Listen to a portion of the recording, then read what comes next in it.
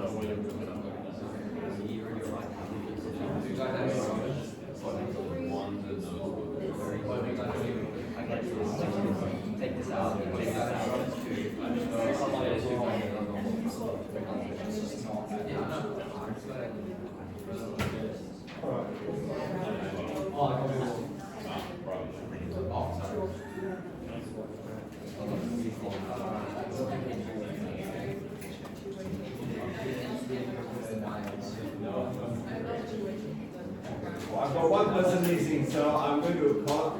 Sophie is here. Yes. Layla is here. Yeah. Jaquan is here. Tim is here. Casey is here. Carrie. Yep.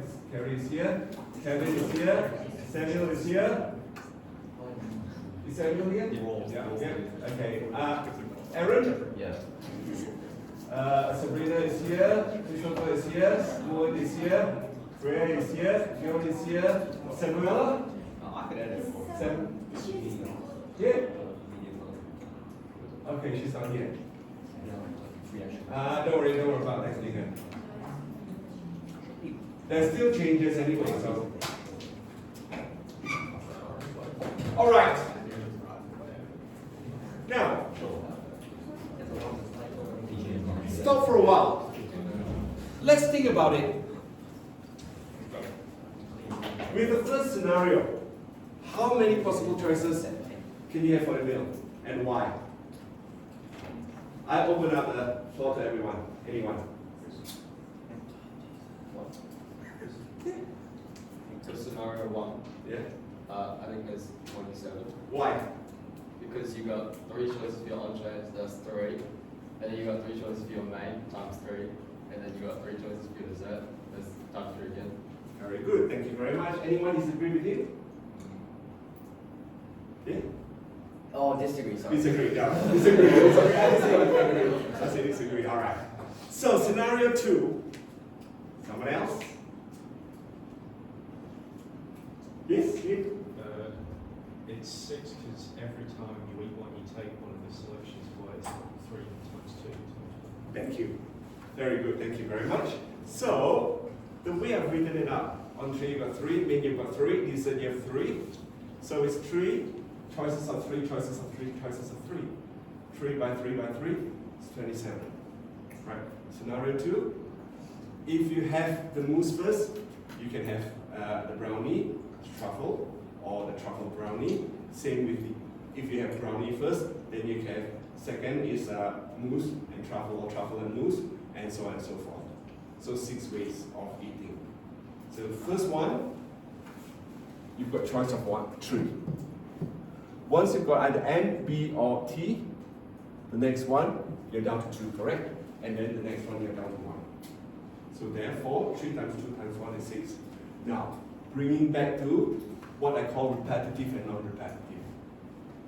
So making choices with replacement, where there are n possible objects to choose from in successive selection, and you have n selections to make. There are therefore n to the power of n possible ways of making selection with replacement. Right? Which means in each meal, you can only pick one. So without replacement, where there are n possible objects to choose from, but as each choice is made, the object is not replaced. So once you eat your mousse, you cannot replace it, right? So therefore, you go down, you reduce it by 1, and that is n factorial possible way of making the selection. All right, I will explain that a little bit more in a few minutes. All right. So you need to know this is the indices, and this is the non-indices. All right, think about what the implication is. Both Christopher and Tim explained it really well, and there was really good reasoning. All right? Don't have to write down everything. Probably the important thing is making choice with replacement is that. Making choice without replacement is that. Probably you need to write that down. If not, you'll get the notes like I say.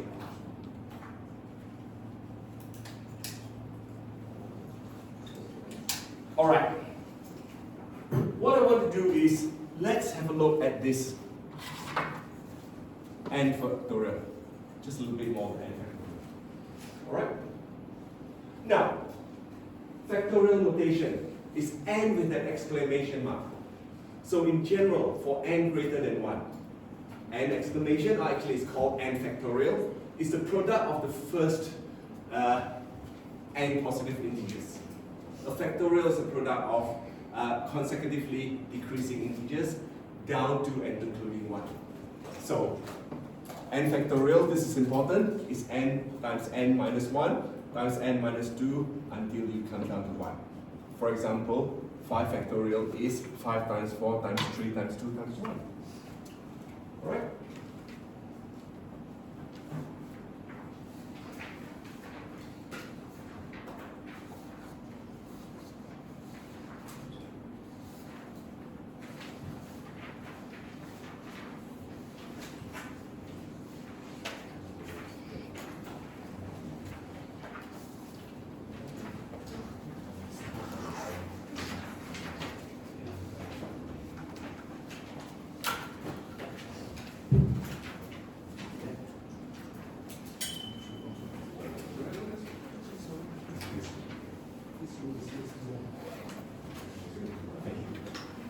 Right. Now, what I want you to do is think about this. Exercise 1. Can you evaluate the following factorials without a calculator? Now, 0 factorial is an interesting one. Anybody knows what a 0 factorial is? Yes? 1. Why?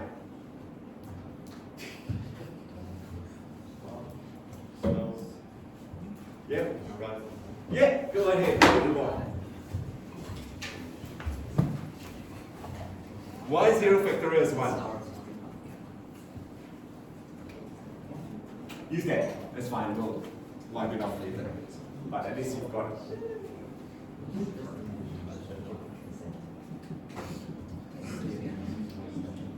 See, this is the reasoning. Why you need to learn the reasoning. I'm not going to tell you straight away why 0 factorial is 1. It is 1.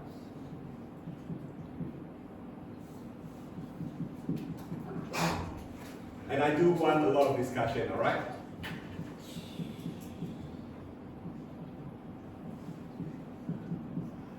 Fantastic. Yep, that's one of the reasoning. Really good. So, you can think about 4 factorial and 3 factorial. So 3 factorial is 4 factorial divided by 4, right? So then, really working out, how did you jump from this step to that?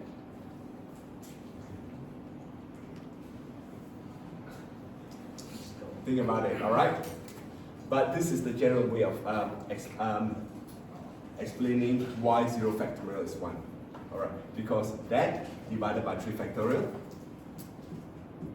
divided by 3 factorial. I'm pretty sure, and hang on, sorry, 4, no, that's not right. 4 factorial divided by 4, that is 3 factorial equals to 4 factorial, hang on, 3 factorial, 3 factorial divided by 3 factorial. Okay, I prove it slightly differently. You got to think about it, why this is correct. Alright, I prove it slightly differently.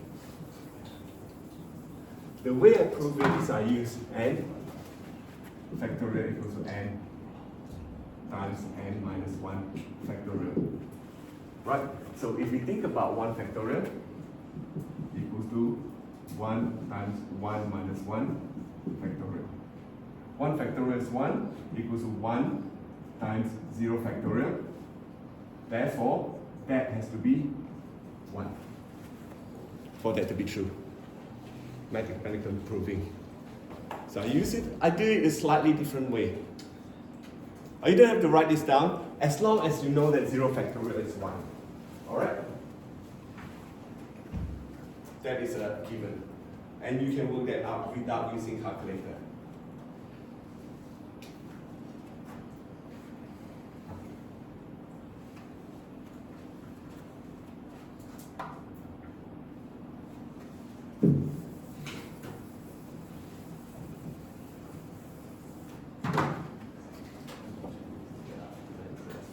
Alright, I'm going to review all the answer now. Alright, the thing is, I've already given you the answer, the focus question. Is there an easier way or shortcut to calculate the next factorial? What would happen if you've got 7 factorial? How are you going to calculate 8 factorial? Or if you have 5 factorial, how are you going to calculate 6 factorial? I've already given it to you just now.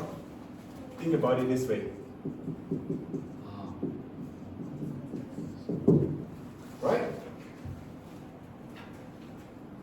So let's go to the next slide.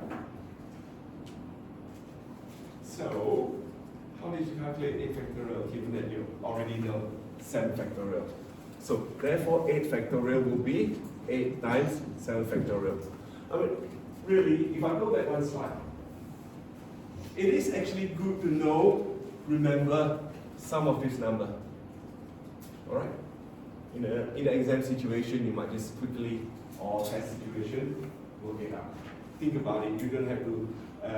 You can probably memorize, or you should be able to work it out until very quickly, at least to 7 factorial. All right. So you know 8 factorial is 8 times 7 factorial, and therefore we can write n equals n times 1 factorial. That's important. That's the other one that you need to know. Worth you writing down in your notebook.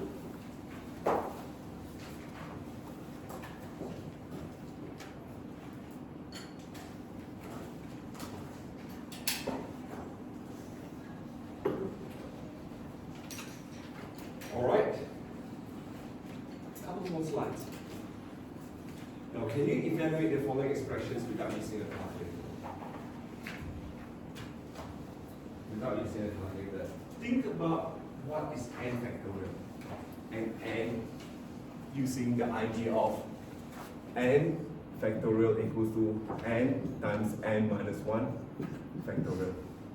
Or n factorial is the same as n times n minus 1 times n minus 2 times 1 until you get to 1.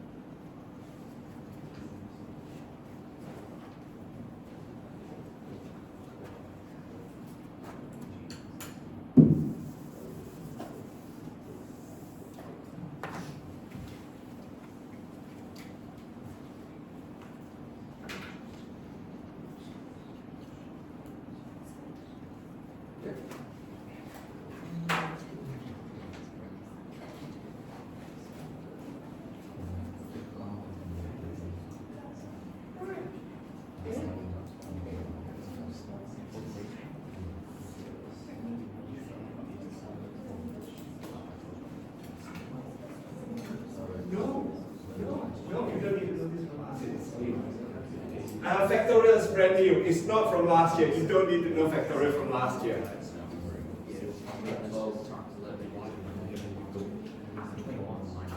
So, do you all agree with me?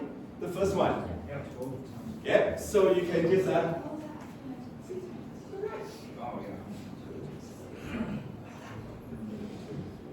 next one is a little bit trickier because there is a minus. So of course, the Vintas rule applies here. Do the division first, and then take away the 5 factorial. Alright, so I've written it this way, which means I can cancel off the 10 factorial, and you should know what is 5 factorial, and 12 times 11. These are the questions that would come out in exam or test, and probably a little bit more trickier. This is just examples to show you this. Next one, I just wrote it up this way. So I know that I can get rid of the 6 factorial by cancelling, correct? Now, here, 4 factorial, I wrote 10 times 9 times 8 times 7. You know that 4 factorial is 4 times 3 times 2. Again, 4 times 2 is 8, you can cancel off that. And then 3 over 9 is 1 over 3. So it's 210, 1 over 200, 1 over 210. And finally, this one, pretty straightforward, but I would like you to show that D can be written as 4 times 2 factorial. I'll give you 1 minute to work that out.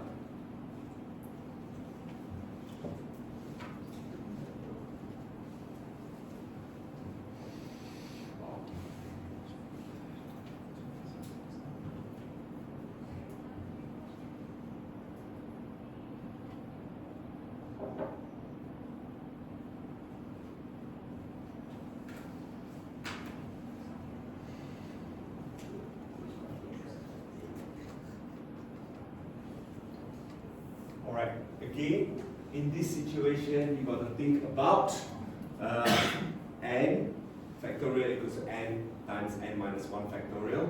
And you've got to use factor as well. How do you factor?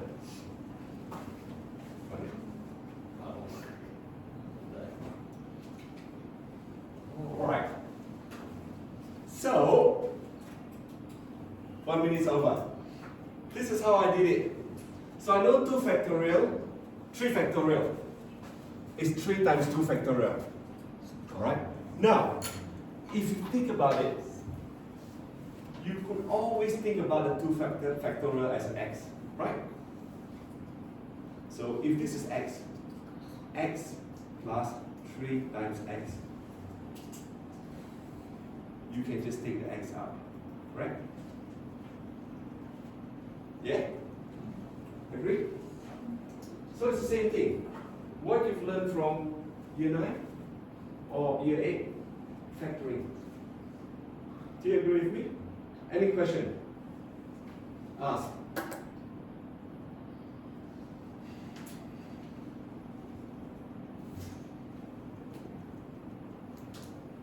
Anyone does not agree with me?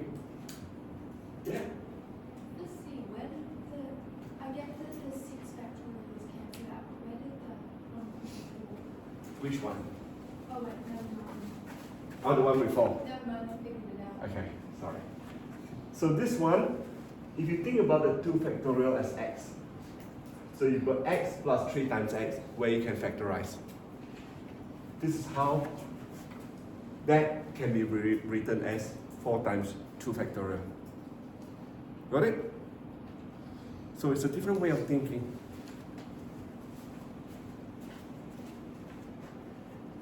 All right, grab your class back up. I've got 10 minutes to finish the lesson.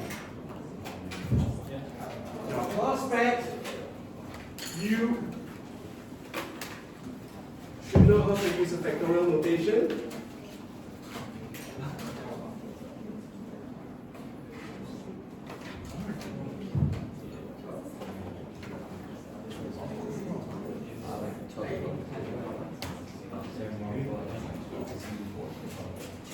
Bring your class back up. So, now, I've got a class back simulator on my iPad, so I'm going to use my iPad to show you. So under class back, when you go to main, alright, you'll learn all this in year 12 methods. I better clear off. Now one thing I'll really remind you is when you do start a new questions, always clear your class back, clear all variables and clear all. So under keyboard, you use this little triangle and go all the way. Under advanced. So you've got your factorial and NPR and NCR. You will learn NPR a little bit later. So there, if you want to type 7 factorial, that's it. Alright?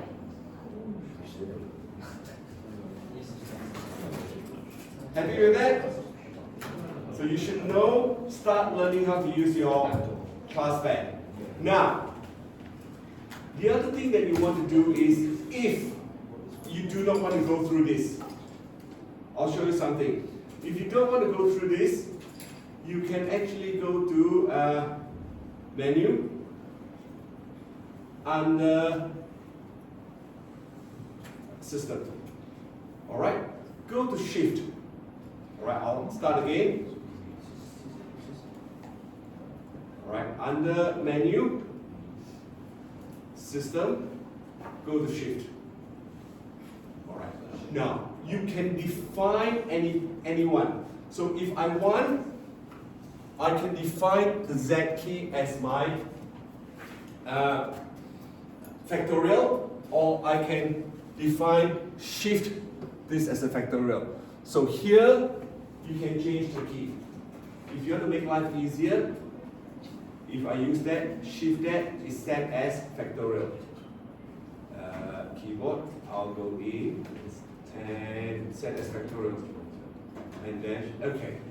So then, if you go to main, you want to do 7 factorial, just shift that symbol. Oops, wrong, because I haven't set it properly. New system, shift, that one should be explanation.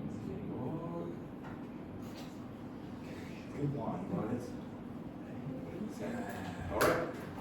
So I forgot to press set. You need to press set. Once you set it, it should be right.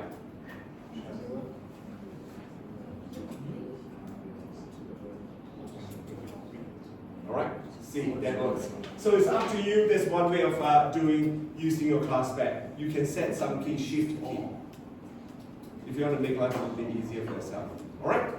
So from here, let's think about use of factorials. I want to try to finish this by 11 o'clock, right? So one of the major applications of the counting technique is determining the number of ways n objects can be arranged in a certain order. Now, you've got to think about it, this is a certain order. That is order involved. Alright? The word order is really important here.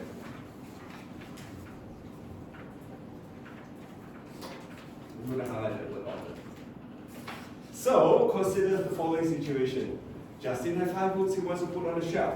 Maths, physics, English, biology, and history. In how many ways can you do that? Now, if you think about it, this is the bookshelf. The first one, I have the choice of picking 5. Correct? So I've got 5. Once, let's say if I pick physics, I only have 4 left for the next spot, correct? Yeah? Let's say I pick, was it history? Whatever, history, for the second one. I've got 3 left, correct? And 2 and 1. So therefore, you use 5 factorial, which will give you how many ways? 5 factorial? 120. Thank you.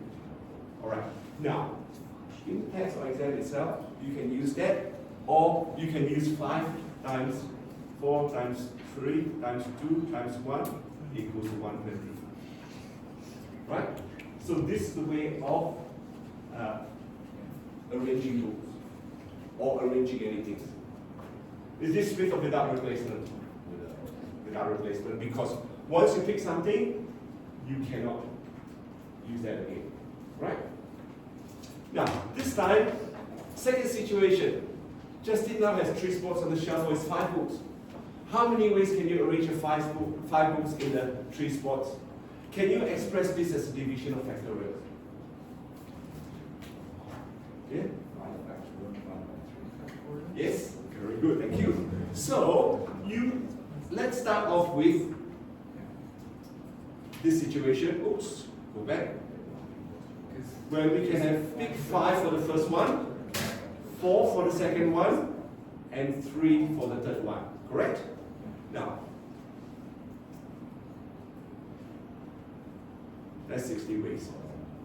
Factorial notation, you know that from the previous situation, you can pick 5, right? So it's 5 factorial, and this is 5 minus 3 factorial, which is 2 factorial, all right? So this is what you call permutation. You need to be able to write this out. A permutation is an arrangement of n objects, a universal set, into r possible places, a subset. So you're going to go back to your Venn diagram, think about what is a universal set, what is a subset. So the n objects, you've got 5 books in this situation, and the subset has only 3 possible places. So mathematically, notation is NPR, or this or that. I circle this because that's my preference. But your calculator is this.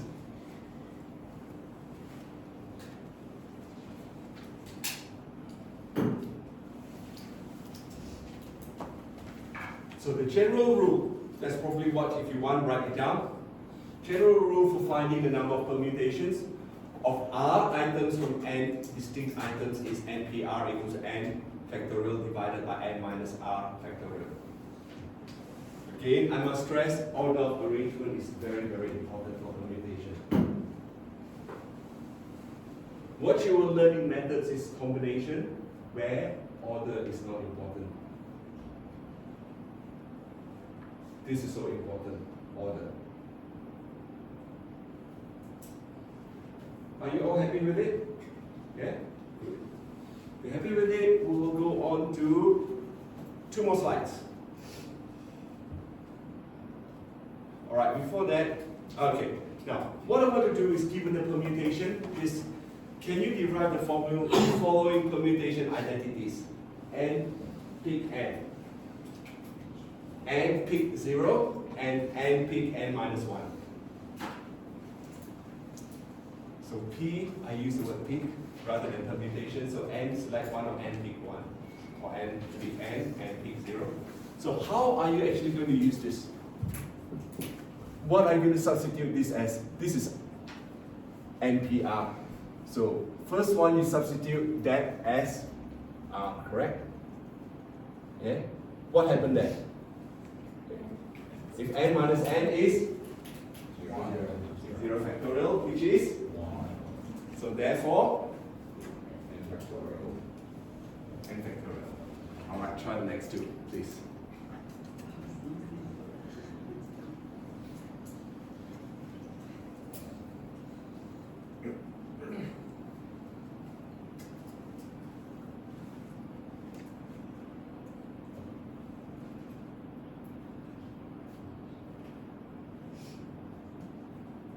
So what would the next one be? Thank you. Because n take away 0 is n factorial divided by n factorial is just 1. And last but not the least, now, important, remember your bracket. If you don't remember your bracket, heaps of people make the mistake of n take away n take away 1. But if you got the bracket in there, the whole thing R is actually n minus 1. You multiply the minus in. Very important. That I will stress that over and over again because I've seen so many mistakes in year 12 methods and year 12 S.